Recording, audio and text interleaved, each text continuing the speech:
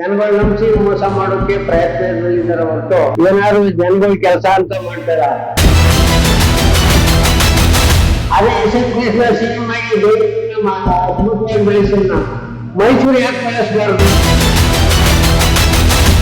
ಮಾತಿನ ಪ್ರಕಾರ ಅವ್ನು ಮಾಡಿದ್ರೆ ಅವ್ನಿಗೆ ತಪ್ಪಿತ್ತು. 2,000 ಸಾವಿರ ಏನ್ ಮೇಲೆ ಯಾಕೆ ಮಾಡ್ಕೊಂಡಿಲ್ಲ? 6 ತಿಂಗಳು ಜನಗಳಿಗೆ ಅನುಕೂಲ ಮಾಡೋಕೆ ಇಲ್ಲ ಇರೋ ಅವ್ರ ಸ್ವಾರ್ಥಕ್ಕಾಗವ್ರ ಅಷ್ಟೇ. ಸರ್, ಈಗ ಕೇಂದ್ರ ಸರ್ಕಾರದಿಂದ ಪೆಟ್ರೋಲ್ ಡೀಸೆಲ್ ದರ ಏರಿಕೆ ಮಾಡ್ತಾರೆ, ಇದ್ರ ಬಗ್ಗೆ ಈ ಪೆಟ್ರೋಲ್ ಡೀಸೆಲ್ ದರ 4 ವರ್ಷಕ್ಕೊಂದ್ಸಾರಿ ಅಮೆಂಡ್ಮೆಂಟ್ ಪ್ರಕಾರ ಸಂವಿಧಾನದಲ್ಲಿ ಕೂತು ಮೀಟಿಂಗ್ ಅಲ್ಲಿ ಪಾಸ್ ಮಾಡಿರ್ತಾರೆ ಅಷ್ಟೇ.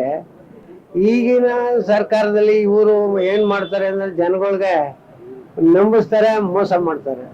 ಜನಗಳು ನಂಬಿಸಿ ಮೋಸ ಮಾಡೋಕೆ ಪ್ರಯತ್ನದಲ್ಲಿದ್ದಾರೆ ಹೊರತು ಏನಾದ್ರು ಜನಗಳು ಕೆಲಸ ಅಂತ ಮಾಡ್ತಾ ಇಲ್ಲ. ಅನುದಾನದಲ್ಲಿ ಯಾವ್ದು ಇಲ್ಲ. ಈ ರೋಡ್ ನೋಡಿ, ಅಲ್ಲಿಂದ ಈ CM ಇಲ್ಲಾಣೆ ಓಡಾಡ್ತಾನೆ. ಆ ರೋಡ್ ನೋಡಿದ್ರೆ ನಾಚಿಕೆ ಆಯ್ತದೆ ನಮ್ಗೆ. ಈ ಮೈಸೂರು ಎಲ್ಲ ಗುಂಡಿ ಬಿದ್ದೋದೆ. ಮೈಸೂರು ಎಲ್ಲಿ ರೋಡ್ ಅಭಿವೃದ್ಧಿನೇ ಇಲ್ಲಲ್ಲ ಮೈಸೂರು. ತವ್ರ ಮನೆ CM ಅಂತಾರೆ.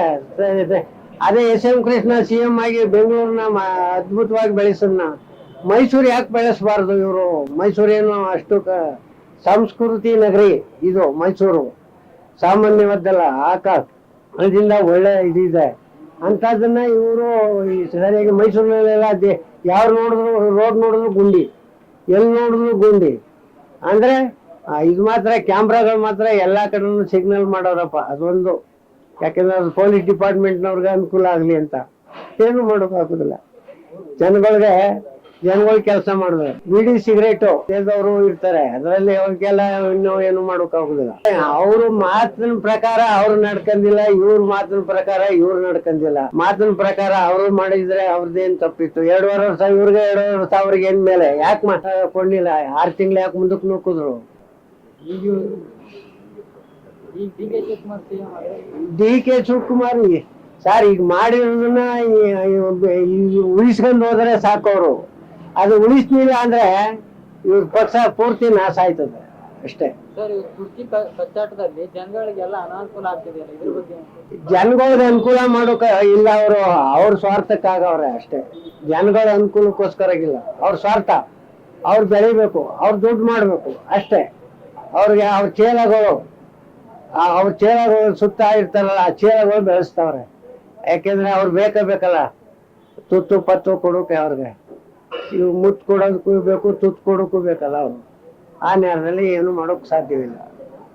ಈಗ ನಾವು ಬೇಡ ನೀವು ಯಾಕಂಗ್ ಮಾಡಾರಿ ಅಂದ್ರೆ ಇವ್ನು ಒದ್ದೊಳಕ್ ಹಾಕೊಂತ ಪೊಲೀಸ್ನವ್ರು ಕಂಪ್ಲೇಂಟ್ ಕೊಡ್ತಾರೆ. ನಾವೇನು ಮಾಡುವಂಗಿಲ್ಲ. ಸರ್ ಏನ್ ಹೇಳಕ್ ಸಾಧ್ಯ ನಾವು ಇವತ್ತು?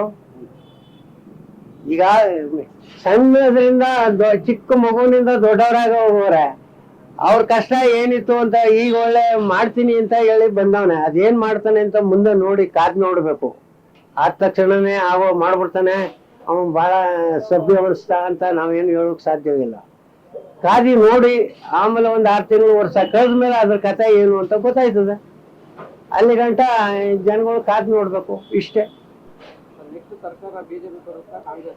ಸರ್, ನೆಕ್ಸ್ಟ್ ಸರ್ಕಾರ ಜನಗಳ ಅಭಿಪ್ರಾಯ ಏನ್ ಮಾಡ್ತಾರೆ ಅನ್ನೋದನ್ನ ಮುಂದೆ ಕಾದು ನೋಡ್ಬೇಕು. ಇವ್ರು ಸರ್ಕಾರ ಹಿಂಗೇ ಮಾಡ್ತಾ ಇದ್ರೆ ಈ ಸರ್ಕಾರ ಉಳ್ಕೊಂಡ್ರಿ ಏನ್ ಮಾಡೋಕೆ ಈ ಪಕ್ಷ? ನಮ್ಮ ಅಭಿಪ್ರಾಯ ಈಗ ಮೋದಿ ಮಾಡ್ತಾ ಇರೋ ಕೆಲಸಗಳು ಸಾಮಾನ್ಯವಾಗಿ ಅದನ್ನ ಅಳವಡಿಸ್ಕೊಂಡು ಇವರು ಮಾಡ್ಕೊಂಡು ಹೋದ್ರೆ ಪಾಸ್ ಆಯ್ತಾರೆ. ಇಲ್ಲ ಅಂದ್ರೆ ಇವ್ರ ಮೇಲೆ ಕೆಸರೀರ್ ಚಾಟ ಆಡಿದ್ರೆ ಇವರು ಹಂಗೆ ನಾಶ ಆಯ್ತಾರೆ ಅಷ್ಟೇ. ಇನ್ನೇನು ಮಾಡೋಕ್ಕಾಗುದಿಲ್ಲ.